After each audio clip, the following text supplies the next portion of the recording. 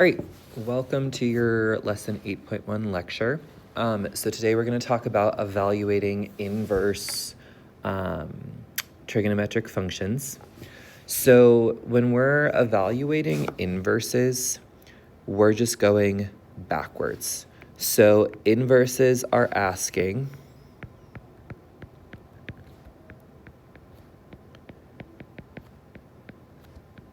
for an angle. Okay, so normally when we evaluate trig functions, we spit out 1/2 root 3 over 2. When we're doing inverses, we're going the other way. We are given 1/2 and we're trying to figure out, well, what angle does that belong to? The tricky thing though, and this is what you should have explored on the exploration, is that there are multiple answers. So when I look at my sine function, if I'm trying to figure out, hey, at what angle does sine equal 1? Well, there's lots of options that could satisfy that answer. We try to restrict it so that the inverse of sine, cosine, tangent only produces one solid answer. So when you are evaluating the inverse of sine, you are always going to give an answer on this domain, pi over 2 and negative pi over 2. If we look at our unit circle, that's addressing these quadrants right here. So it's quadrant 1 and quadrant 4. And again, we're going from negative pi over 2, which is the same as negative 1.57, all the way to pi over 2, or positive 1.57. So if you're trying to find a positive sine value, you're going to give a angle in quadrant 1. If you're trying to find a negative sine value, you're giving an answer in quadrant 4 using your negative pi over 2, negative pi over 3, whatever that looks like. An example of this is if we come down here and do 1a. So inverse sine of 1/2. So this is asking us what angle has 1/2 as the sine. Or in other words, if we think about our unit circle, this is our y value. So I'm really quickly going to scroll down and I'm going to show our unit circle. So again, we're looking for an option where our y value is 1/2. But we're not talking about quadrant 3 and quadrant 2, okay?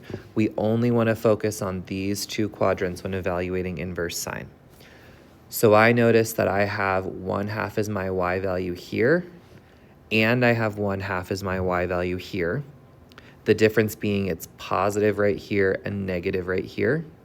So I'm not going to use 11 pi over 6. I'm going to use pi over 6 as my final answer to that question. So in this case, I would say the answer is inverse sine of 1/2 equals pi over 6. We can do the same thing over here. So again, we're looking for what angle has negative root 2 over 2 as its sine value. So again, I know it's inverse sine, so I don't care about these two quadrants. I'm only focusing on my right hand. I have root 2 over 2. I have negative root 2 over 2. So you might say, oh, Mr. Mueller, the answer is 7 pi over 4. But remember, we want that continuous domain. So we want to use the negative versions of quadrant 4 as opposed to the positive versions. So 7 pi over 4 is the same as negative pi over 4. This would be like negative pi over 6, negative pi over 3. It's just kind of reversing quadrant 1. So your answer to this problem would be sine inverse, or inverse sine of negative root 2 over 2 is negative pi over 4. We can continue this idea along with cosine. So cosine is a little bit different. It uses the interval from 0 to pi, so 0 to pi, which is going to be quadrant 1 and quadrant 2. Okay, so quadrant 1 and quadrant 2. Your positive cosine values are here, negative cosine values here. And again, this goes from 0 to pi or 3.14. So if I come down and we look at this example 1C right here, cosine of negative root 3 over 2. So what angle has negative root 3 over 2? Again, I don't care about this bottom, it's cosine, so I only care about the top. I notice I have a cosine or an x value of negative root 3 over 2 at 5 pi over 6. So my answer to this question right here is going to be that cosine inverse of negative root 3 over 2 is 5 pi over 6. Tangent gets a little bit different. So tangent is defined by these vertical asymptotes. So it's very similar to sine because we're focusing on quadrant 1 and 2. Again, same thing, we're going from negative pi over 2 or 1.57 to positive pi over 2 or 1.57. And it's quadrant 4 and quadrant 1. But again, we're going to use the negative names for quadrant 4 as opposed to the positive names. Oop, exited out there. So when I look at this one, I want to know what trig value has 1 as its tangent value. So remember, tangent is sine over cosine. So if my tangent value is 1, that means sine and cosine are equal. So when I look here, the only place where I have an equal sine and cosine value is at pi over 4 and 7 pi over 4. Here, my signs don't match. So this would give me like -1. This is the one that would give me +1. So I can say that my answer is +4. So I can come up here and say that tangent inverse or inverse tangent of 1 is pi over 4. So evaluating inverse sines is simply going backwards. We are working backwards on the unit circle.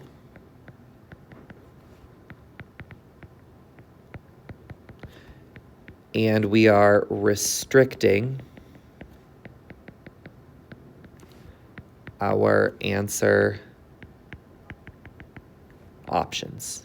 So instead of having a million different angles we could list, we're restricting it to these domains up here.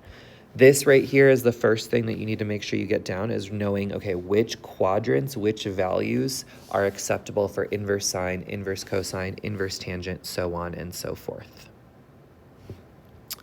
When we look at example 2, you start to notice, hey, 0.97, that's not something I know in my unit circle. So we can use our calculators to help us out here. So if I pull up my TI-84, to use inverse values, you have to hit second and then its corresponding trig value. And then I can type in 0.97. So I can find that my answer here is 1.32. If your calculator gave you a different answer, make sure your mode is in radians, not degrees. Same thing with inverse cosine right here. Second inverse cosine of negative 0.04. Oop, nope, negative 0.4. My apologies. So my answer is 1.98.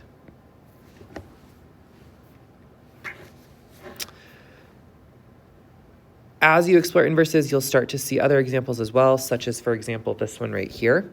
So you'll notice that it's now a composed function to put together. So I notice that I have cosine of 11 pi over 6 in there. So I need to start by figuring out, hey, what is cosine of 11 pi over 6? You could check your unit circle, or hopefully you're starting to get these down and you're memorizing them. Cosine of 11 pi over 6 is going to be root 3 over 2. So then now I'm back to this realm of, okay, what angle has root 3 over 2 as its sine or its y value? So again, I'm looking at all of these y values, and I notice that pi over 3 is the correct angle that I'm looking for here. So this equals pi over 3.